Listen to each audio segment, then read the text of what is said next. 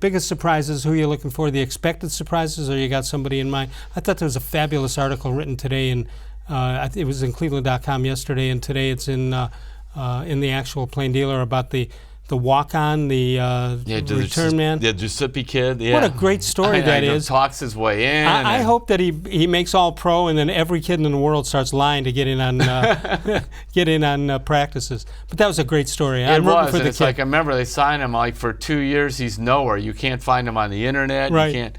It doesn't he even didn't make exist. a team. Right. It is amazing to see that.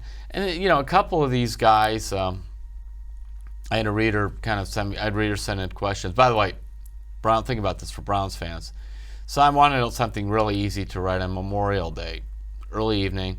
I put up, hey, Browns fans, send in some questions on the Browns.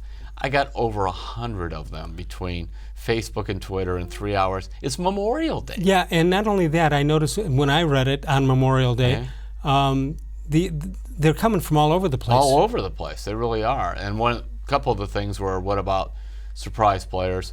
All right, so who could be the biggest surprises this year? I mean, I mentioned one guy that he's a big name, but it's like they never talk about him anymore. Olivier-Vernon, because I just think that he's the defensive end to play across from myles-Garrett, and I think he could do well. A couple fans asked about Antonio-Callaway. The problem there with him having a breakout year, he would need people in front of him to get hurt. It isn't just that he has Landry in front of him, and he has Odell Beckham. Remember, Baker Mayfield left us for other Rashard Higgins. So he'd be like number 4. I almost see him. Remember how they would bring in Rashard Perryman and just tell him, run down that field that way. And maybe they might heave it to him or not. That's what I see Callaway doing, returning kicks, which I thought he looked pretty good towards the end of the year. So there's a couple guys. Chad Thomas, I know, is somebody that John Dorsey wants to be a surprise player. Defensive end he took in the 3rd round last year. Oh. And, while it's pretty cool, Austin-Corbett, a 2nd-round pick, is, going to get first shot to start. Thomas is behind Vernon. He's behind myles-Garrett. But he should get some time. And they've been playing him a lot. Is that right about Corbett? I thought they already knocked him down on the depth chart. I think that was just for one day. Oh. Because they put this the kid from St. Edward's Callis in front of him. Yeah, because you shouldn't lose your job like that on one day of practice. I think sometimes. Also, they were working him at center. The thing to keep in mind, jc-Tretter, before he came to the Browns, had an extensive injury history. Now their center's been healthy the last couple of years, but before that, in fact, when he was in Green Bay, where all these guys were, the front office, they went through one injury after another. So that could be they're training Corbett as a backup there, thinking, hey, he does get hurt.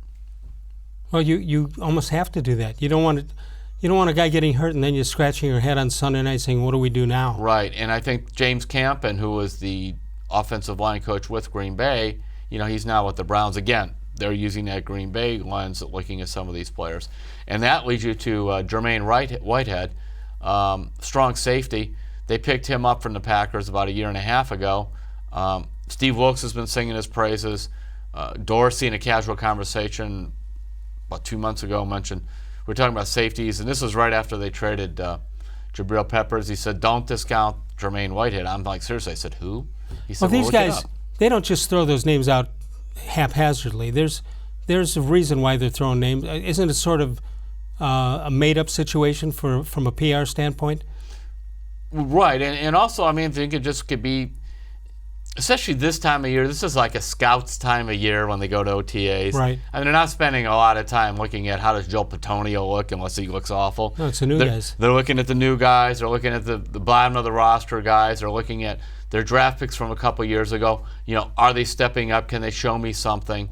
Along with the rookies they bring in. So suddenly you're hearing about Chad Thomas, and you're hearing about Jermaine-Whitehead, and you're hearing about Phillip-Gaines, who's another guy, defensive back they signed.